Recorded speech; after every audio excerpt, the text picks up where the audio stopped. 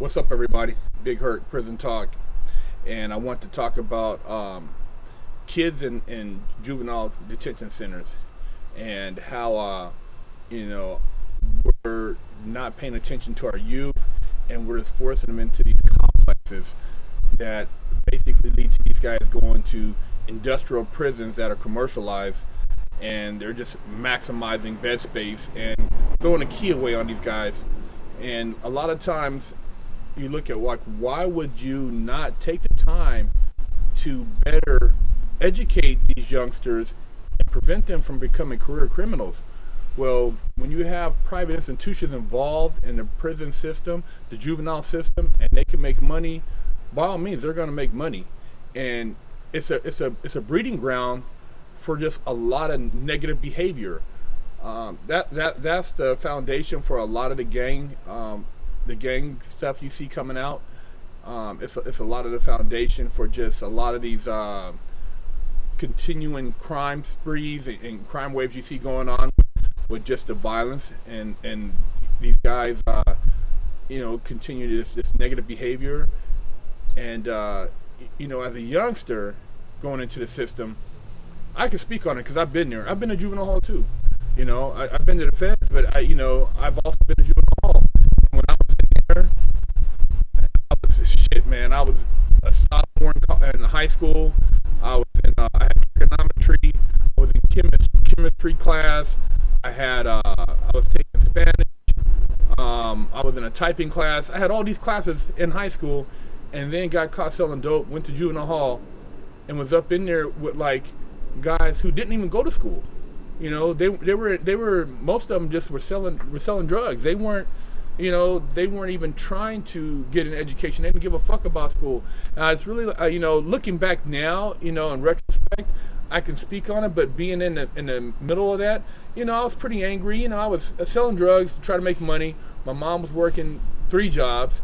I was tired of being poor. I was just fucking. I was in the streets, man. That's when I got involved in this whole, prison, the prison institution. That was my first experience. And, you got kids in there just wilding out, man. I was 15 at the time. I seen kids in there as young as 13. Most of them don't have parents. They've been in abusive homes. Maybe they're, adopted, some of them, or they're living in group homes. I mean, it's just really fucked up, man. And I was in Sacramento. Sacramento. I think it's I forgot the actual what they call it, but it wasn't no joke. I mean, these youngsters up in there were gang banging. They were going hard in the paint, man. I mean, you couldn't be no punk up in there. So if you weren't on top of your game, you were getting fucked up. And juvenile hall was worse than, I would say, adult prison, because kids don't give a fuck. Their hormonal levels are at the max, and they're on some different time. And it's a sad situation because there was no rehabilitation in there. I mean, I went to the boys ranch and basically had a 3-month, 28-day sentence. And if you fucked up, that sentence turned into a YA sentence, which is a youth authority sentence, and you got brought back to court. You got an M number, and they can keep you till you're 25. So you can start off with 3 months, 28 days, and basically stay there for the next 10 years. And I actually had a homeboy that didn't do his 3-month, 28-day program. He did more like a damn near an 8-month program, and was wilding out, man. He was a good dude, but a knucklehead, and I almost got caught up in some shit backing him up because he's from my hood, so I had to roll with him. And man, it's just like, dude, you know what I'm saying? What are you doing? And you can't say, oh man, I'm trying to go home. They don't give a fuck about that. These your homeboy. You got to have his back. If shit goes down, you got to roll with it. And the counselors in there that work in those places, they're dealing with a certain element. And, a lot of times, man, if, the kids who are already fucked up, they already know who they are. And, they're in there, causing chaos, trying to call shots. These are the future shot callers of the Pinta. And that's what they want to be, the shot caller of the Pinta. And so, you know, those dudes, there's no reaching them, but there are all some kids in there that have the ability to be positive role models, you know, productive citizens, and trying to get to those kids, it's a challenge, man. I mean, like I said, I had the least the educational discipline to go to class when I was in there, and to continue to go to school. And when I got out of juvenile hall, I went right back into my classes and still maintain like a low A minus B plus grade point average. But a lot of guys, man, I just know when they got out of it, they became career drug dealers, career criminals, you know, robbers, whatever the case may be.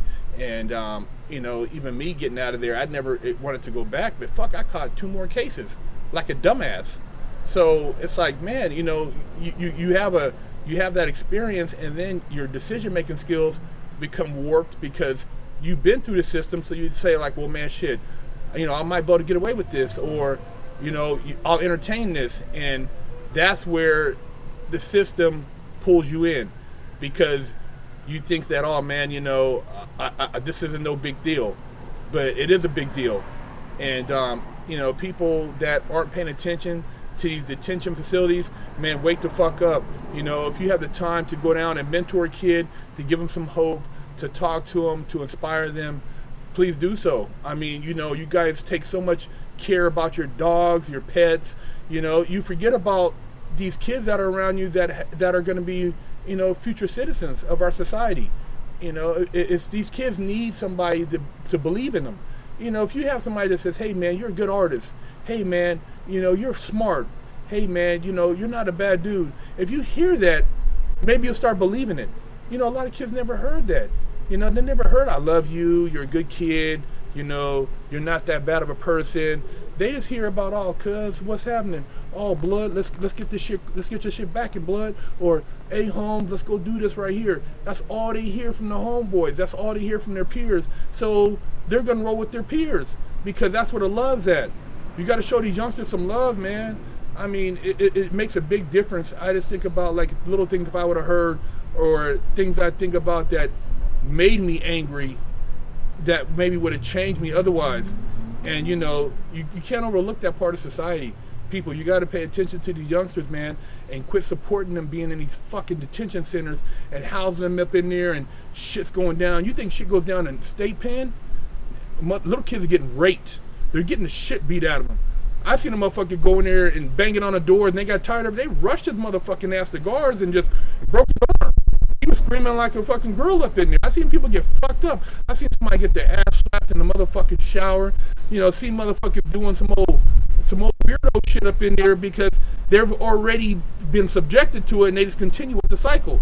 It ain't cool, man. It ain't cool, man. You got in the head, man.